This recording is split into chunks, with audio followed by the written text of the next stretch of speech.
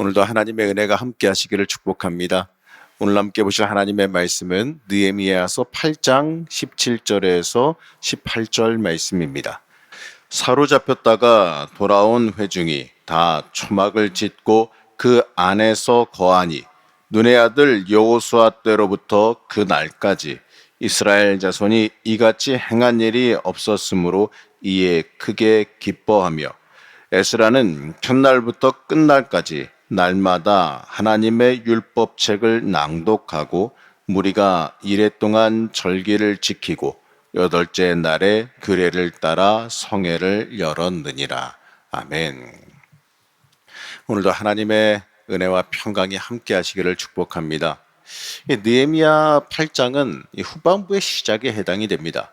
지금까지 이스라엘의 그 외적인 회복, 말 그대로 이제 성전을 짓고 성벽을 수축하여서 이제 그 예루살렘 성이 회복되어져 가는 그 외적인 회복에 대해 다루었다면 이제부터 이루어지는 일들은 학사 에스라를 통하여서 이루어진 이스라엘의 그 내면적 신앙적인 회복에 대해서 이야기를 다루고 있습니다. 바로 이 에스라와 함께 실시했던 그 종교 개혁, 여기에 대해서 이야기를 나눕니다. 자, 이거는요, 이 성전 재건과 이 성벽 재건, 그 외적인 하드웨어 구성이 전부 다가 아니라는 거죠. 이 신앙의 온전한 회복이 더 중요하다라는 겁니다. 이스라엘의 온전한 회복은 그들이 어쨌든 간에 거주해야 될 성읍이 회복되는 것, 이 물리적인 그 성읍이 회복되는 것도 물론 중요했습니다. 근데 더 중요한 건 뭐냐? 이 껍데기가 중요한 게 아니라 그들이 하나님의 백성으로서의 영적인 정체성, 바로 하나님의 백성으로 살아가는 그 본질 자체의 회복이 더 중요했다라는 겁니다. 이스라엘이 선민으로서 온전한 회복을 하기 위해서는 이 신앙의 회복이 가장 중요한 부분이었습니다. 우리가 이 하나님 앞에 회복을 간구하고 하나님 앞에 복을 간구할 때에 이 물질적인 복이나 우리의 외적인 환경이 회복되는 것, 이것만을 간구해서는 안 될 일입니다. 왜냐하면 그것만 이루어지고 그것만 간구한다면 우리는 그냥 껍데기만 회복한 사람밖에 되지 않기 때문에 그렇습니다. 온전한 회복은 그 안에 있는 속사람, 하나님과 나와의 관계, 그 영적인 회복이 완벽하게 이루어졌을 때에 그 인생의 회복과 그 인생의 복이 온전하게 임하게 된다는 걸 우리가 잊지 말아야 됩니다. 그렇기 때문에 오늘 8장 말씀은요, 신앙 회복의 본질적인 부분, 여기에 대해서 다룹니다.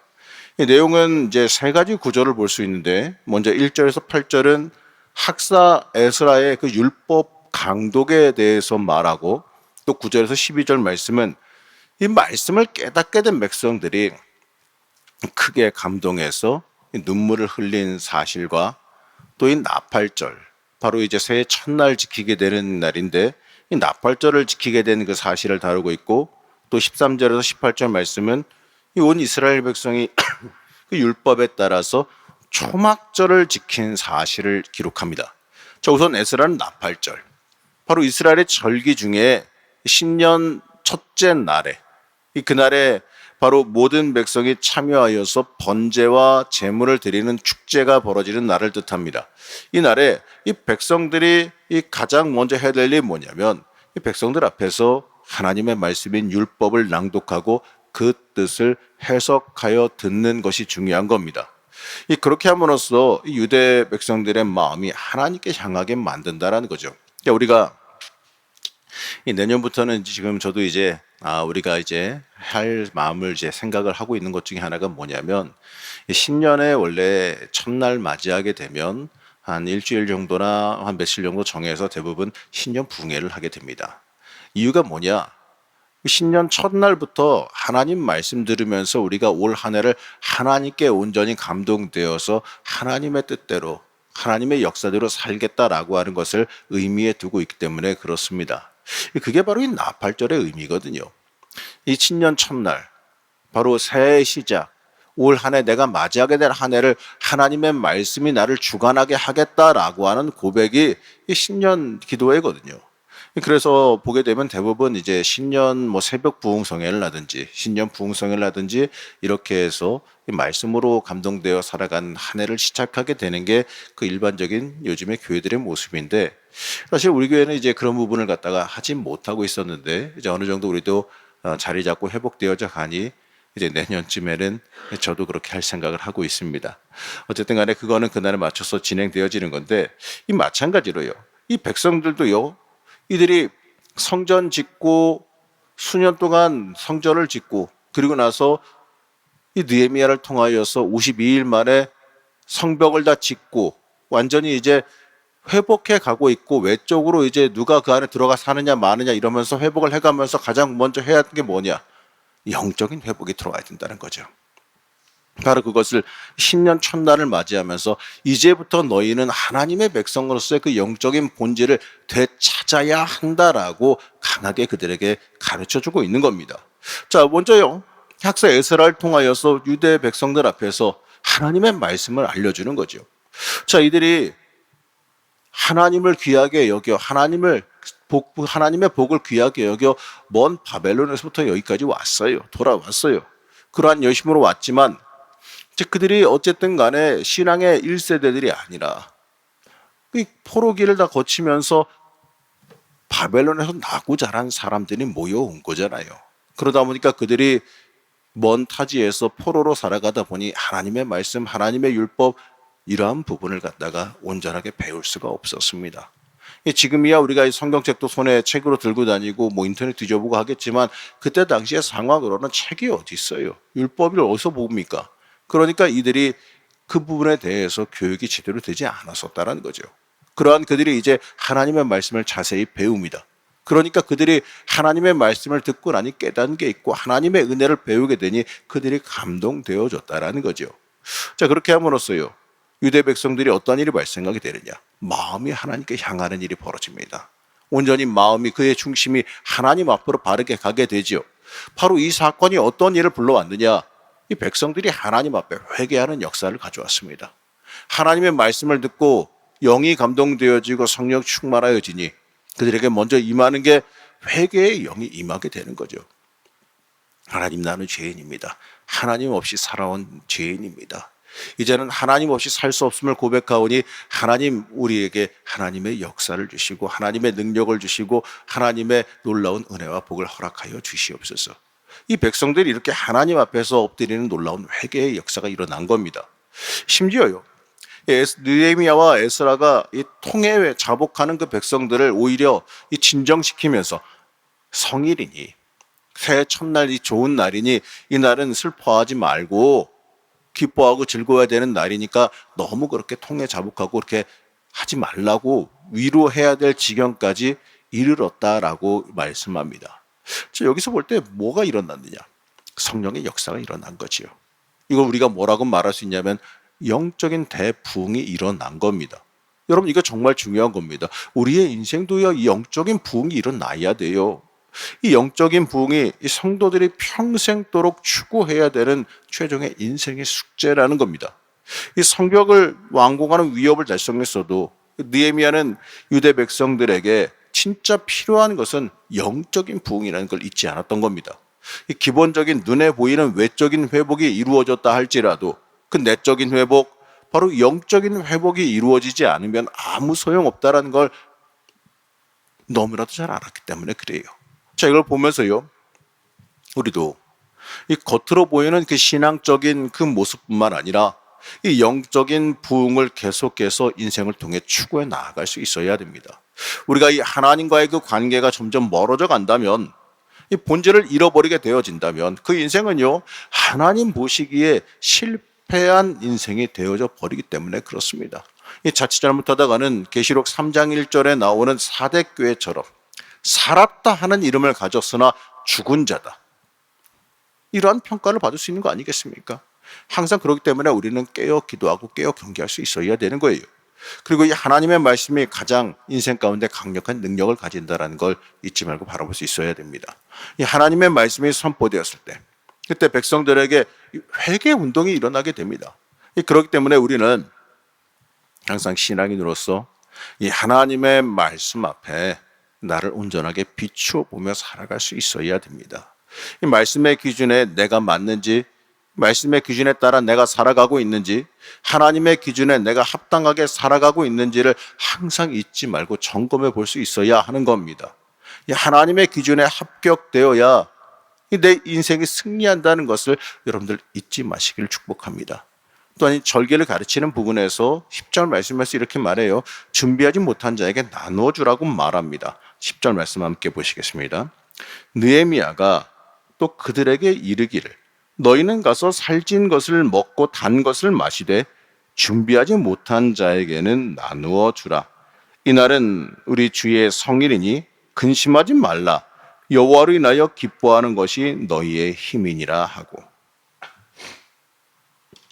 자, 이 나팔절에는요, 이 모든 공동체가 함께하며 즐거움을 누리는 날이어야 되는데, 이 문제가 뭐냐면요, 이 경제적인 사정으로 인해서 소외되는 사람들이 있을 수가 있다는 거예요. 왜냐하면 하루 먹고 하루 사는 사람들이 있다면 그들이 그 날을 온전히 쉬면서 즐겁게 보낼 수는 없겠지요. 그렇기 때문에 그러한 사람이 없게 만들라라고 하는 거예요. 그게 뭐냐면 이 기쁨과 즐거움, 내 기쁨과 즐거움 누리는 것 좋지만 내 주변의 이웃을 한번 살펴보라라는 이야기입니다. 그리고 그들을 살펴보면서 함께 누리라라는 것이지요. 이거는요, 우리 신앙인의 의무를 다시 한번 생각나게 해주는 겁니다. 이 기독교인은 절대로 나만 잘 되고 나만 잘 먹고 나만 복 받으면 된다. 죄송하지만 이런 이기적인 신앙을 날려버릴 수 있어야 됩니다. 이 기독교에는요, 복의 근원이 되라 그랬어요. 너희는 복이 될지라. 너희는 복의 근원이 되라고 하셨는데 내가 잘 되기 위해서, 내가 높아지기 위해서 살아가는 게 아니지 않습니까? 이 그리스도의 사랑을 전하기 위해서 내가 이 거저받은 엄청난 복을 나누기 위해서 살아가야 되는 거예요. 그것이 하나님께서 우리의 인생 가운데 원하시는 삶입니다. 그렇기 때문에 우리는 내 주변 이웃들도 한번 돌아볼 수 있어야지요. 이 구제만을 말하는 거 아닙니다.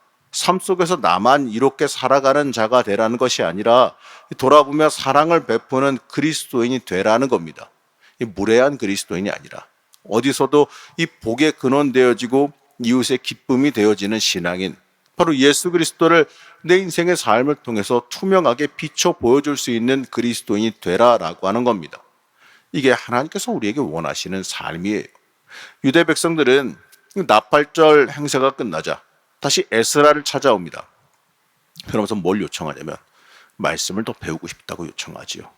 이 나팔절에 들은 말씀만 가지고는 성에 안 차니 우리가 몰랐고 몰라서 지키지 못했고 알지 못해서 행하지 못했던 하나님의 말씀을 더 알고 싶다라고 강론해달라고 가르쳐달라고 매달리게 됩니다.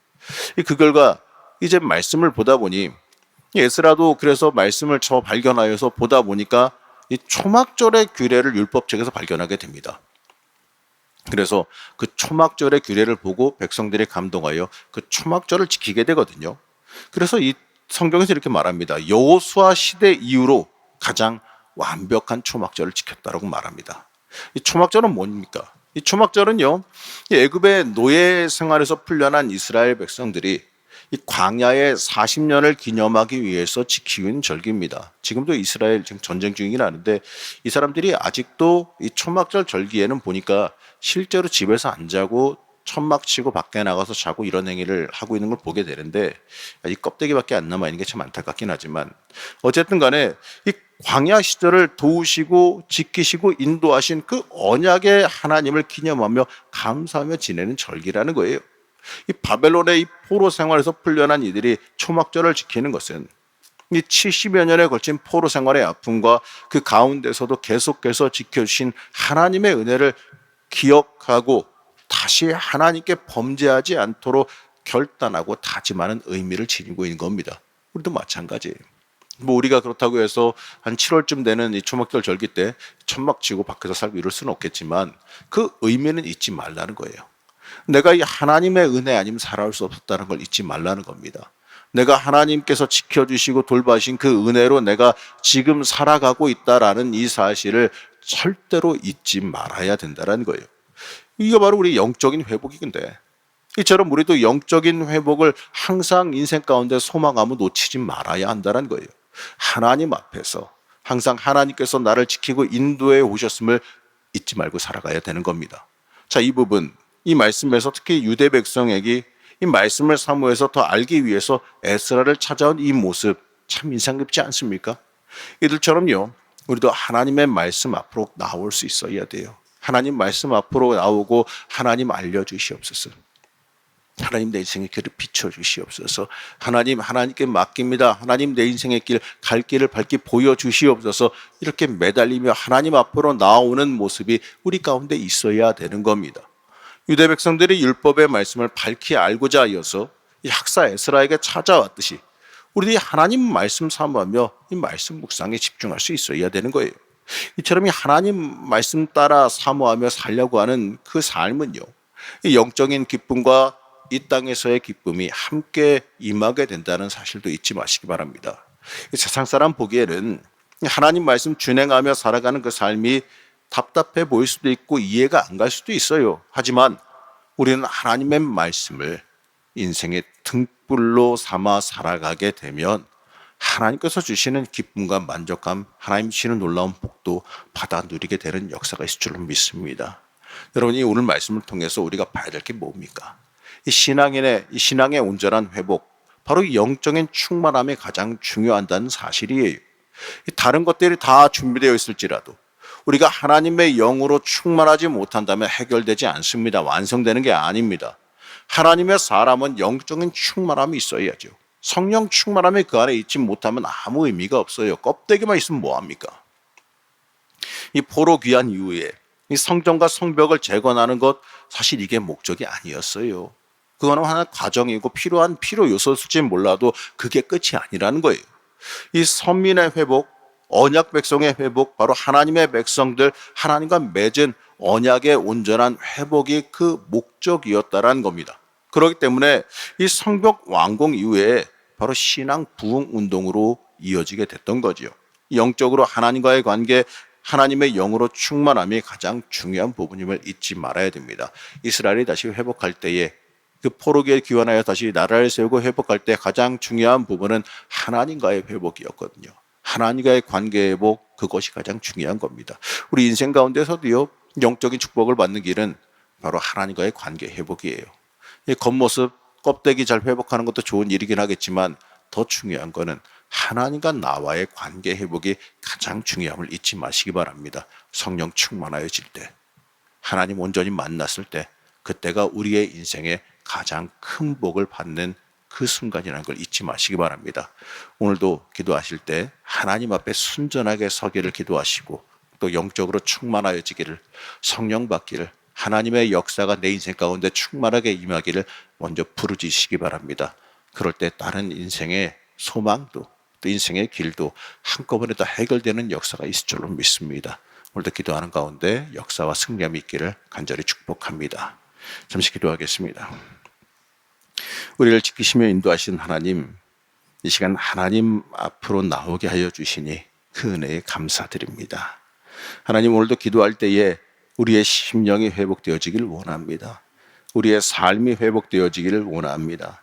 겉모습과 껍데기만 회복되어지는 것이 아니라 온전한 우리의 삶의 회복, 영적인 회복, 성령 충만함의 회복이 임하게 하여 주셔서 인생의 모든 것이 해결되어지고 하나님 앞에 굳건하게 바르게 서는 은혜의 역사와 복이 우리의 삶 가운데 충만하게 임하게 허락하여 주시옵소서. 이 시간 기도할 때에 성령의 역사 있기를 원합니다. 우리를 붙잡아 주시는 은혜가 있기를 원합니다.